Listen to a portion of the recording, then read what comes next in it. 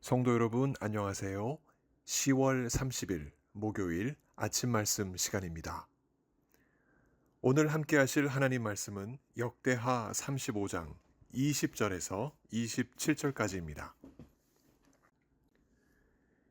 이 모든 일 후, 곧 요시아가 성전을 정돈하기를 마친 후에 애굽 왕 느고가 유브라데 강가에 갈그미스를 치러 올라왔으므로 요시아가 나아가서 방비하였더니 느고가 요시아에게 사신을 보내어 이르되 유다 왕이여 내가 그대와 무슨 관계가 있느냐 내가 오늘 그대를 치려는 것이 아니요 나와 더불어 싸우는 족속을 치려는 것이라 하나님이 나에게 명령하사 속히 하라 하셨은즉 하나님이 나와 함께 계시니 그대는 하나님을 거스르지 말라 그대를 멸하실까 하노라 하나 요시아가 몸을 돌이켜 떠나기를 싫어하고 오히려 변장하고 그와 싸우고자 하여 하나님의 입에서 나온 느고의 말을 듣지 아니하고 무깃도 골짜기에 이르러 싸울 때에 활 쏘는 자가 요시아 왕을 쏜지라 왕이 그의 신하들에게 이르되 내가 중상을 입었으니 나를 도와 나가게 하라 그 부하들이 그를 병거에서 내리게 하고 그의 버금 병거에 태워 예루살렘에 이른 후에 그가 죽으니 그의 조상들의 묘실에 장사되니라. 온 유다와 예루살렘 사람들이 요시아를 슬퍼하고 예레미야는 그를 위하여 애가를 지었으며 모든 노래하는 남자들과 여자들은 요시아를 슬피 노래하니 이스라엘의 규례가 되어 오늘까지 이르렀으며 그 가사는 애가 중에 기록되었더라. 요시아의 남은 사적과 여호와의 율법에 기록된 대로 행한 모든 선한 일과 그의 처음부터 끝까지의 행적은 이스라엘과 유다 열왕기에 기록되니라. 아멘. 우리는 누구나 현실적인 문제를 맞닥뜨립니다. 그럴 때마다 실마리를 찾아내 그 문제를 풀어내기 위해 갖은 노력을 다합니다. 그중 가장 우선이 기도입니다. 하나님의 뜻을 안다면 실마리를 손에 쥔 셈이기 때문에 우리는 애써 기도합니다. 혼자만 하기에 부족하니 지인들에게도 알려 함께 기도할 때도 있습니다. 요시아 왕이 현실적인 문제를 맞닥뜨렸습니다. 8살이란 어린 나이에 왕위에 올라 16살 때 하나님을 찾기 시작했고 20살이 되었을 때 또 26살이 되었을 때 하나님의 말씀에 따라 과감한 신앙개혁을 온 나라에 펼쳤던 요시아였습니다. 그 젊은 왕 요시아는 하나님을 향해 뜨거운 열정을 다 바쳤던 믿음의 사람이었습니다. 그랬던 그가 39살이 되었을 때 큰 외교적 문제 앞에 봉착했습니다. 이 문제를 그는 어떻게 해결했을까요?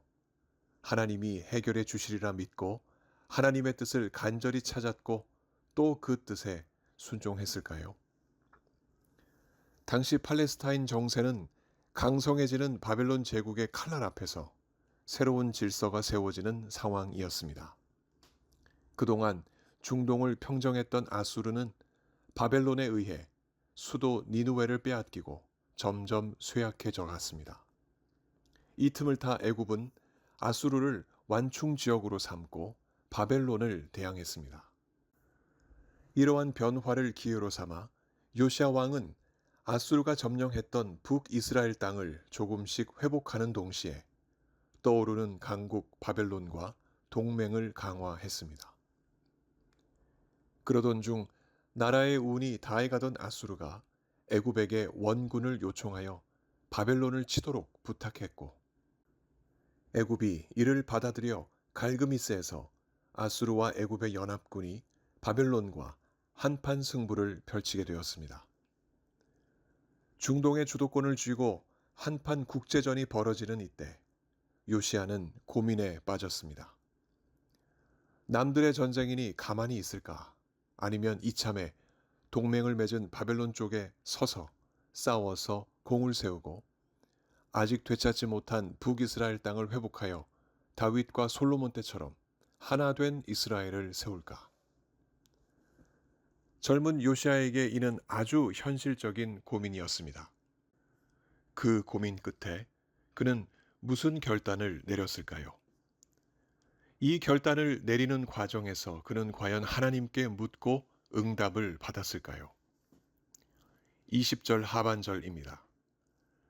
요시아가 나아가서 방비하였더니 요시아는 바벨론을 위해 싸우기로 결단한 것입니다.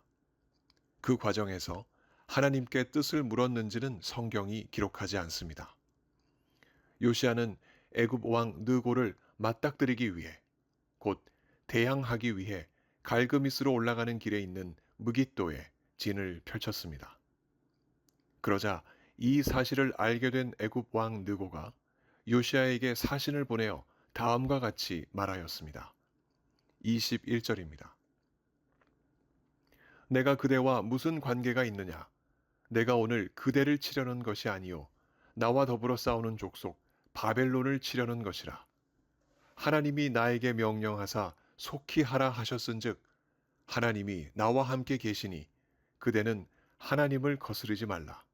그대를 멸하실까 하노라. 라고 했습니다. 이 말을 요약하면 네 가지 사실입니다. 하나는 애굽 왕 느고가 치고자 하는 대상은 바벨론이라는 것입니다. 둘째는 이 전쟁은 하나님의 명령이라는 것입니다. 셋째는 요시아는 이 하나님의 뜻에 순종하라는 것입니다. 그리고 마지막 네 번째는 그렇지 않으면 요시아는 죽는다는 것입니다. 이 말을 들은 요시아는 무슨 생각을 했을까요? 첫 번째, 이것입니다. 어느 민족이나 전쟁할 때에는 적의 심리적 동요를 불러일으키기 위한 목적으로 적이 섬기는 신의 이름과 그 뜻을 이용한다는 점에서 애굽 왕 느고 또한 그런 심리적 작전을 쓰고 있을 개연성입니다. 또 다른 하나는 어쩌면 애굽 왕 느고의 이 말이 정말 하나님의 뜻일 수도 있다는 가능성입니다. 서로 상반된 이런 생각으로 요시아의 마음은 복잡했을 것입니다. 오늘 본문 22절을 직역하면 다음과 같습니다. 그러나 요시아는 그의 얼굴을 그에게서 되돌리지 않았고 오히려 그와 싸우려고 변장하였다. 그리고 느고는 하나님의 입으로 말한 그 말들을 듣지 아니하고 무깃도 평야로 싸우러 나아갔다. 성경은 느고의 말이 하나님의 입에서 나온 말이라 기록하고 있습니다. 그러나 요시아는 애굽 왕 느고의 말을 심리적 작전이라 생각했지 하나님의 말씀이라 생각하지 않았습니다. 이렇게 요시아는 하나님의 말씀에서 벗어난 결정을 내렸습니다. 하지만 동시에 혹시나 하나님의 말씀일 수도 있다는 염려가 그의 마음 한켠에 자리했는데 사실 그 염려가 요시아의 불신앙을 말해줍니다. 하나님을 믿는 사람은 하나님의 뜻을 붙잡고 확신하기에 염려하지 않습니다. 그러나 그 신앙이 없는 사람의 마음에는 염려가 가득할 뿐입니다. 때문에 요시아는 자신이 공격의 타겟이 되지 않기 위해 꾀를 내어 왕복을 벗어 변장했습니다. 그 모습은 북이스라엘 왕 아합이 전쟁터에서 살아남기 위해 그랬던 것과 또 사울 왕이 신접한 여인을 만나러 갈 때 그랬던 것과 비슷합니다. 이 모든 것이 다 불안함의 증상이고 그 불안함은 불신앙에서 온 것입니다.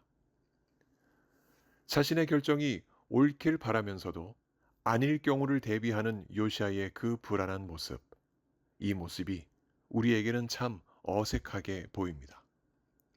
그토록 하나님 말씀에 따라 확신 있게 살아왔던 요시아가 아니었겠습니까? 자신뿐만 아니라 유다와 북이스라엘까지 그 선한 영향력을 끼쳤던 요시아가 아니었습니까? 그랬던 그가 이 전쟁 앞에서는 한 번도 하나님께 뜻을 여쭙는 장면이 나타나지 않고 자기가 내린 판단에 스스로 불안해하는 모습을 보이고 있습니다. 당대에 스바냐, 예레미야, 나엄 같은 선지자들도 있었습니다. 얼마든지 그들에게 하나님의 뜻을 물을 수도 있었을 텐데 왠지 성경은 이에 대하여 한마디 기록도 남기지 않습니다. 요시아와 애굽 왕 느고 사이에 전쟁이 시작됐습니다.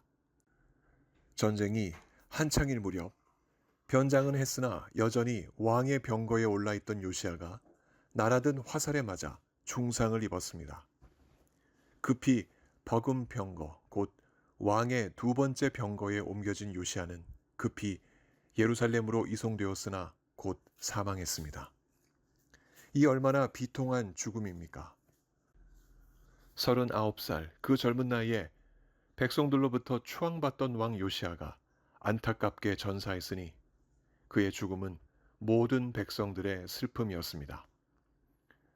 예레미야 선지자는 그를 위해 애가를 지었고 노래하는 남자와 여자들은 슬픈 노래를 불렀으며 그 노래는 오랜 시간 백성들의 애가가 되어 불려졌습니다. 26절의 기록대로 요시아는 여호와의 율법에 기록된 대로 모든 선한 일을 행한 하나님의 언약에 충실했던 왕이었습니다. 그의 사후 더 이상 그와 같이 하나님의 말씀에 충실했던 왕은 나오지 않았고 43년이 지난 기원전 586년 유다 나라는 한때 요시아가 의지했던 바벨론에 의해 멸망했습니다. 요시아가 무깃도에서 바벨론을 의지하지 않고 애굽 왕을 통해 나오는 하나님의 말씀을 분별하였더라면 그의 운명과 역사는 어떻게 달라졌을까요? 요시아는 분명코 하나님의 뜻을 알고 자신뿐만 아니라 나라를 개혁했던 위대한 왕이었습니다. 그러나 동시에 요시아는 무깃도에서 하나님의 뜻을 구하지 않았고 그를 불쌍히 여기신 하나님이 애굽 왕 느고를 통해 주시는 말씀을 분별하지도 못한 채 허무하게 전사한 애석한 왕이기도 했습니다. 이 왕의 죽음을 두고 통곡하며 노래했던 백성들의 마음이 얼마나 괴로웠을까요? 왕을 잃는 것이 곧 나라를 잃는 것으로 연결될 것을 그 백성들은 머지않아 경험하게 되었고 하나님과 체결되었던 언약까지 한동안 또다시 잃어버리게 될 운명이었습니다. 그러나 하나님은 다윗과 맺으신 언약을 끝까지 지키셨습니다. 요시아와는 비교되지 않는 완벽한 왕 예수 그리스도께서 이 땅의 만왕의 왕으로 오셨기 때문입니다.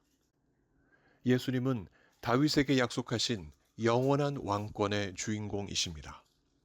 절대 실수하지 않으시고 오판하지 않으시며 그의 백성을 끝까지 살펴 살려내시는 영원한 왕이십니다. 이 왕 되신 예수 그리스도를 믿는 자들은 현실적인 어려움을 만날 때마다 염려에 사로잡히지 않고 예수 그리스도의 이름을 따라 하나님께 나아가 그분의 뜻을 구합니다. 혼자만의 기도에 머무르지 않고 함께 기도해 줄 수 있는 자들과 기도합니다. 예수님이 말씀하십니다. 너희 중 두 사람이 땅에서 합심하여 무엇이든지 구하면 하늘에 계신 내 아버지께서 그들을 위하여 이루게 하시리라. 마태복음 18장 19절의 기록입니다. 이 말씀은 우리의 완벽하신 왕 예수 그리스도께서 자신을 믿는 모든 백성에게 주시는 귀한 약속의 말씀입니다. 혹여 이 말씀을 잊고 있더라도 성령께서 애굽 왕 느고와 같은 이방인들을 통해서라도 하나님의 뜻을 우리에게 주시는 경우도 얼마든지 있습니다. 그러니 우리가 예수 그리스도를 영원한 왕으로 섬기는 백성이요 또 예수 그리스도를 통하여 하나님의 자녀가 된 것은 놀라운 하나님의 은혜입니다. 따라서 우리가 맞닥뜨리는 현실적인 문제 앞에서 우리가 해야 할 것은 하나님 앞에 기도하는 것입니다. 하나님의 뜻이 하늘에서 이루어진 것 같이 땅에서도 이루어지게 하소서 하나님 앞에 간절히 간구하는 것입니다. 또한 할 수만 있다면 믿음의 형제 자매들과 함께 기도하여 우리가 구하는 것을 하늘에 계신 아버지께서 우리를 위하여 이루어 주시는 은혜를 함께 누리는 것입니다. 바라기는 성령께서 우리 모두에게 이 귀한 은혜를 오늘도 베풀어 주시길 예수 그리스도 이름으로 간절히 축원합니다. 함께 기도하시겠습니다. 하나님 아버지, 우리가 현실적인 문제를 만나도 예수 그리스도를 통하여 하나님께서 주신 그 믿음을 가지고 하나님께 간구할 수 있게 하시니 너무나 감사드립니다.